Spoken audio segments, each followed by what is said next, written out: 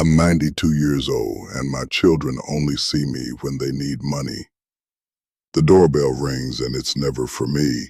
It's for my checkbook. I smile, I write the checks, and I watch them leave. But I wasn't always just a bank. Let me tell you what happened. It started a long time ago. I was a machinist. My hands built things that lasted. I met my Eleanor in a diner in 1955. She was a waitress with a smile that could light up a room. We built a life together, a small house, a family. Our son David was born in '58. Our daughter Lisa came in '61.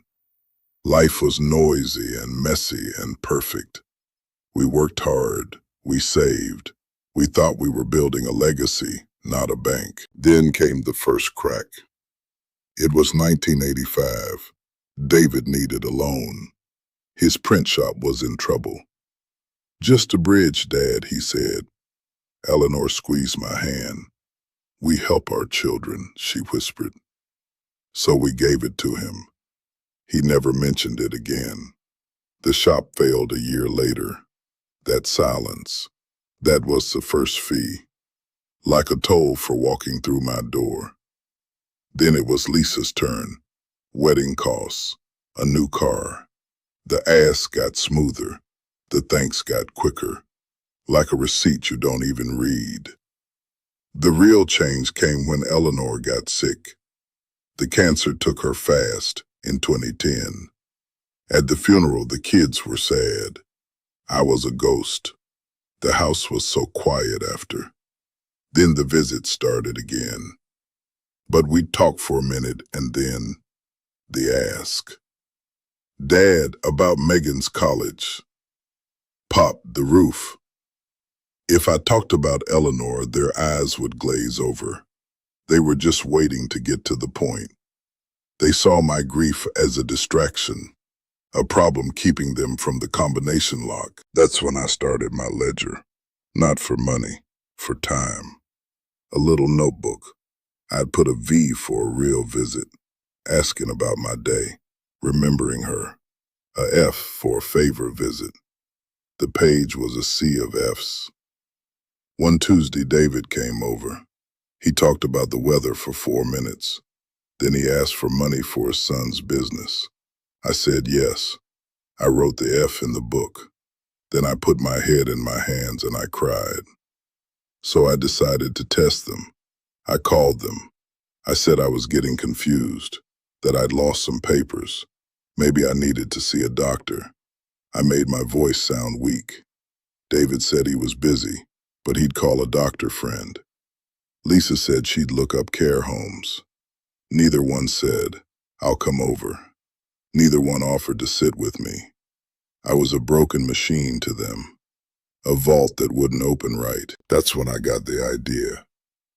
If all they wanted was the money, what if the money was gone? I called a lawyer, a smart woman named Maria.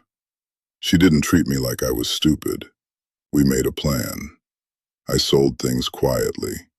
I moved money around. I bought a small annuity, just enough for me.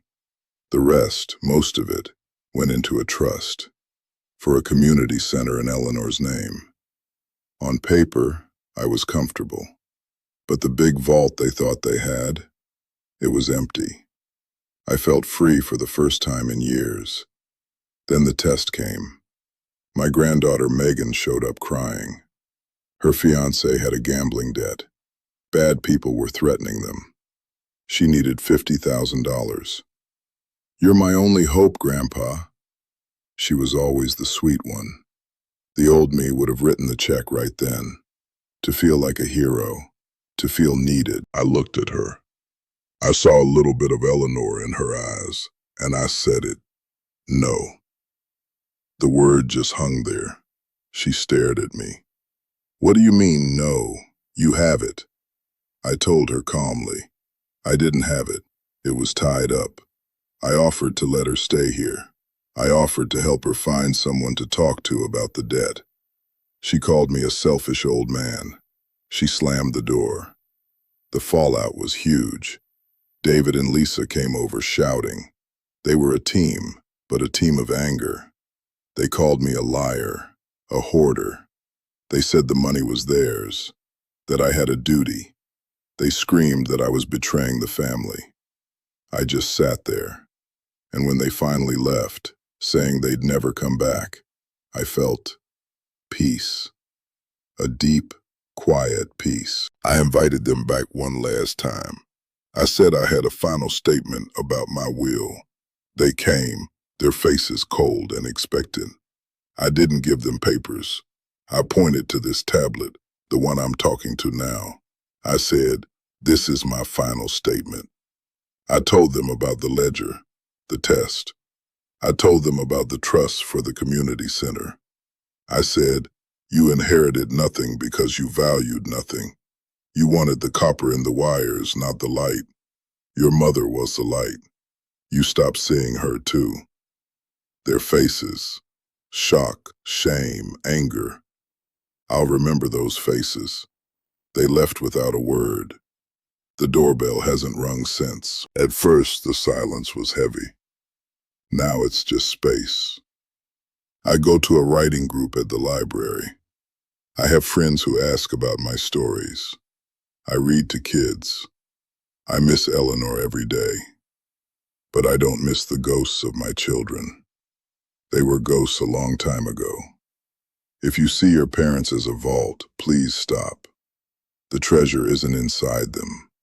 It is them. Their time. Their stories. Visit for no reason. Call just to listen. Before all you're left with is a key to an empty room. And if you're the vault, change the combination. It's never too late. Give your time, your love, to people who see the light. Don't wait until you're 92. Start now. My tablet battery is almost dead. I think I'll go make some tea. For myself. The tea was too hot, but I drank it anyway. It felt real. That was the first day of the new quiet. The phone didn't ring. The door stayed shut. I thought I'd feel lonely, but mostly I felt tired. A good tired, like after you finished a long job. I looked around my house. It was still full of Eleanor, her chair, her pictures. But now it felt like my house again, not just a waiting room for the next favor. A week went by. Then the letter came. It was from David. My hands shook opening it. It wasn't a check this time. It was a long typed letter. He said I had broken the family. He said I'd humiliated them. He said a father's job was to provide, and I had failed. The worst part was the last line. Mom would be ashamed of you. That line. It cut deeper than any shout. I sat with that letter for a long time. I almost believed him. Maybe I was wrong. Maybe I was just a selfish old man. But then I remembered my ledger. I got it out. I flipped through the pages of F's. I remembered the tests when I said I was scared and confused. He'd offered a doctor's name, not his hand. That's when I knew the letter was just another kind of ask. He wasn't asking for money now. He was asking for my guilt. He wanted me to feel so bad that I'd fix things, probably by opening the vault again. I put the letter in the drawer. I didn't answer it. Lisa called a few days later. Her voice was cold. "We need to talk about this, Dad, for Megan's sake." She said Megan was a wreck, that her fiancé left her, that it was my fault. She said, "You could fix this with one phone call to your lawyer. Reverse the trust." I listened. I said, "Is that what you called for? To talk about the trust?" She got quiet. Then she said, "Of course it is." I said, "Then we have nothing to talk about." I hung up. It felt strange. I'd never hung up on my child before. That night was hard. I dreamed of Eleanor. She was in the kitchen, laughing. Then she turned and looked at me, and she wasn't laughing anymore. She looked sad. I woke up feeling empty. I wondered if David was right. Would she be ashamed? I made breakfast and thought about it. Really thought. And I remembered something. A few years before she got sick, we were sitting right here. David had just asked for money for a new kitchen. After he left, Eleanor sighed. She said, "Arthur, do they ever see us? Or just our bank book?" She looked so tired. I'd patted her hand and said, "They're just busy, honey." But she'd just shaken her head. She knew. She'd known before I did. That memory was a gift. It was like she was answering me.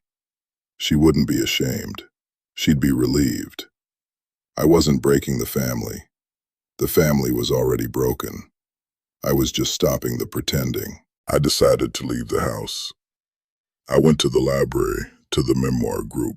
I was nervous, but a man named Walter, about my age, waved me over. "You're new," he said. "Sit. We're talking about first jobs today." So I sat, and when it was my turn, I said, I was a machinist. I told them about the feel of the metal, the smell of the oil. They listened. They asked questions. No one asked what I was worth. After, Walter asked if I wanted to get a coffee. I said yes.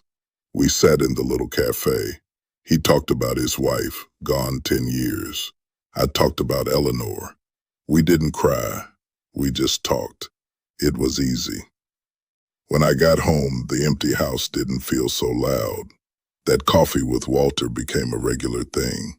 We'd meet at the library, then go for coffee. He talked about his grandkids who actually visited. I talked about my kids who didn't. It was simple. It was real. But you can't outrun your own history. It finds you. It was a Thursday. The doorbell rang. I hadn't heard it in months. My heart did a stupid little jump. I thought, maybe it's David. Maybe he's here to talk. Not about money, just to talk. It was Lisa. She was alone. No purse, no folder of papers. Just her. She looked tired. "Can I come in?" she said. Her voice was flat. I let her in. She sat in Eleanor's chair. That hurt right away.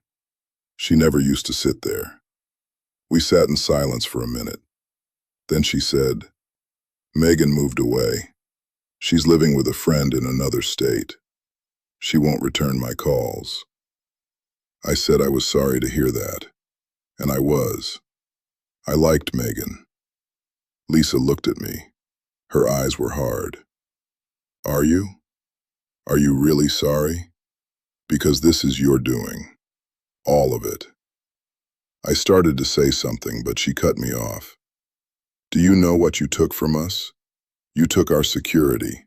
You took our children's future. David's boy, my Megan. You were their safety net, and you just yanked it away." I said, "I was a person, Lisa, not a net." She laughed, a short, ugly sound. "A person? What does that even mean? You were our father. That comes with responsibilities. Providing is a responsibility. Mom understood that." Hearing her use Eleanor like that, it lit a fuse in me. "Don't you talk about what your mother understood," I said, my voice low. "You stopped understanding her the first time you saw her as a shortcut. The wedding she paid for that you complained wasn't fancy enough. The car she helped buy that you traded in a year later. You took her light and you tried to spend it." She stood up. "We deserved it. We're your family. You worked for us. You saved for us. That was the whole point of you." The words hung in the air. That was the whole point of you. I felt them land in my chest, cold and final. I just looked at her. My little girl. The one who used to climb into my lap and tell me about her day. I said, so that's it. The point of me was the money, my life, my love for your mother, my work. All of it was just seed money for you. She didn't deny it. She shrugged. It's what parents do. They build something for the next generation. You just decided to burn it down instead. She walked to the door. She turned back. David was right. Mom would be ashamed. You've left us with nothing. Then she left. I sat in the silence. The house felt huge and hollow. The point of view. I replayed it, over and over. I thought about my father. He was a quiet man.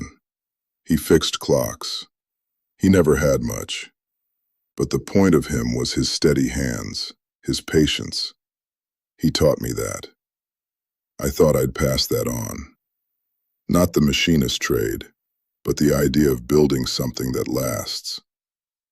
I'd built a vault instead, and my children saw only the lock. I didn't cry. I was past that. I felt empty, cleared out. I realized I'd been hoping, somewhere deep down, that taking the money away would make them see me. That was my last stupid fantasy. They didn't want me without it. There was no me without it to them. I was the vault, and now that it was empty, the building was worthless. That was the hardest moment. Not the shouting, not the letter. It was that quiet realization. I had lost my children years ago. I'd just been paying rent on their ghosts, and now the lease was up. I went to the drawer where I kept the ledger. I took it out. I looked at the sea of F's. Then I took a pen. On a fresh page, I wrote a single sentence. The point of me is me. It sounded foolish, but it was all I had left. I was 92. My hands don't build machines anymore. My heart doesn't have Eleanor. My children see me as a burned-down building. But I'm still here. I'm still Arthur Finch. And for the first time, I understood that had to be enough. It was a terrible, quiet understanding. It didn't feel like victory. It felt like a truth that was too heavy to carry. But I had to carry it anyway. It was a truth that was too heavy to carry, but I had to carry it anyway. And you know what? After a while, your back adjusts. The weight doesn't get lighter, but you get stronger at bearing it. Here's what I learned sitting in this quiet house. I was wrong about the legacy. For so long, I thought legacy was the money, the house, the things you leave behind. That's not a legacy. That's an inventory. A legacy is the echo of how you made people feel. Eleanor's legacy isn't in a trust fund. It's in the way I still hear her laugh when I see a cardinal at the feeder. The way I remember to be kind because she was. I was building a bank when I should have been tending a garden. You can't withdraw love. You can only let it grow, or you can let it wither. I let ours wither by confusing generosity with a blank check. Every time I said yes to a favor and no to a real conversation, I was watering the wrong plant. My mistake was thinking that providing was the same as loving. It's not. Love requires your presence, not just your purse. When David's shop failed, I should have said, let's figure this out together, not just handed over the cash. When Lisa planned her wedding, I should have asked, what would make you feel joyful, not just what's the bill? I paid for things instead of investing time. I bought their comfort and lost their connection.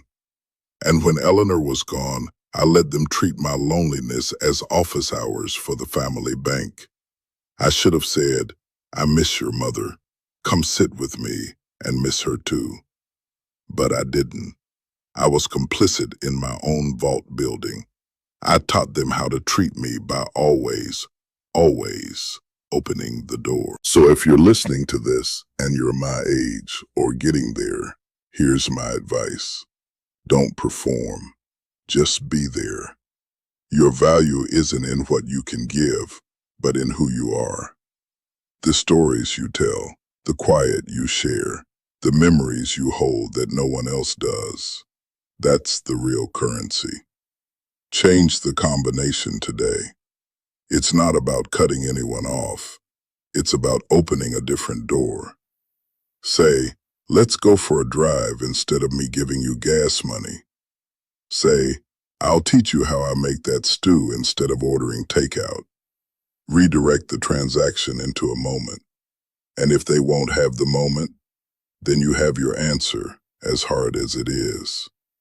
Give your time, your love, your you to the people who light up when they see you, not your wallet. The library group, the kids I read to, my friend Walter, they get the light.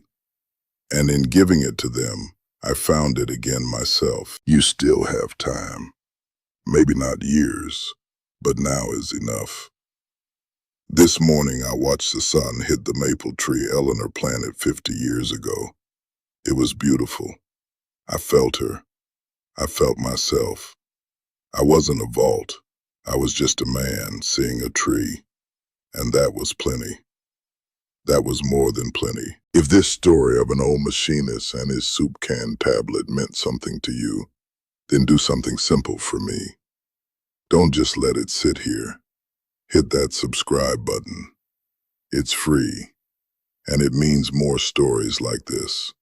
Real stories from real lives find their way to you.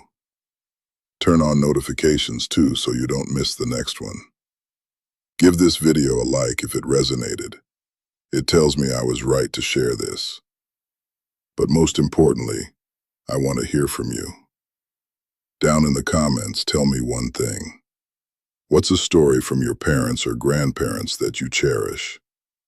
Not what they gave you, but a moment, a phrase, a lesson that came from just them being them. Let's fill that comment section with light, not ledgers. And if you know someone who needs to hear this, a friend, a sibling, maybe even your own parent, share it. Sometimes the hardest truths are easiest to hear from a stranger. The battery on this old tablet is flashing red now. My tea is gone. The sun is still on that maple tree. I think I'll go sit with it for a while.